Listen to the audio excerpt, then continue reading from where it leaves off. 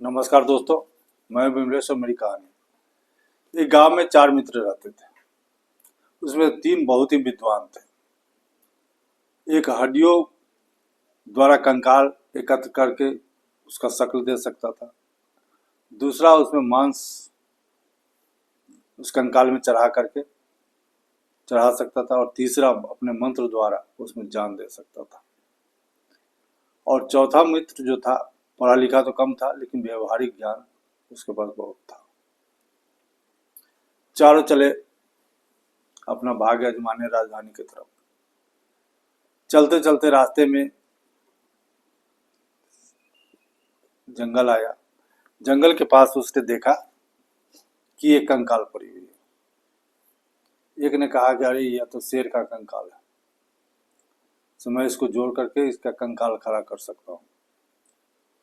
दूसरा कहा तुम कंकाल अगर खड़ा कर लोगे तो मैं इसमें हाड़ मांस और खून का संचार कर सकता हूँ। तीसरा कहा कि अगर तुम इसमें हाड़ मांस चढ़ा दोगे तो मैं इसमें अपने मंत्र द्वारा इसका प्राण इसमें डाल दूंगा। तब चौथा मित्र कहा, मूर्ख था लेकिन बहुत ही व्यवहारिक था, कम पढ़ा लिखा था। उसने कहा कि अरे अरे मूर्खों, क्या कर रहे हो? शेर में अगर जान डालोगे तो समझ लो क्या होगा। तो पहले मित्र ने कहा कि तुम हमारे ज्ञान से ईर्ष्या करते हो। उसको दूसरा मित्र, तीसरा मित्र दोनों ने सपोर्ट किया और कहा कि सही बात कहते हो, यह हम लोगों से ईर्ष्या करता है। अब तीनों क्या करने लगा, पहला जो कंकाल को एकत्र किया और कंकाल शुरू कर दिया। फिर दूसरे ने मांस चढ़ा दिया उस पर। जब तीसरे को प्राण उसमें देने की बारी आई तो उसने लपक करके पेड़ पर चढ़ गया। और तीसरा जो ही उसमें प्राण डाला, सिर दहाड़ करके वो तीनों को पर झपटा और तीनों को वहीं ढेर कर दिया। कहने का मतलब है कि कोई भी काम करने से पहले आगे पीछे सोचना चाहिए।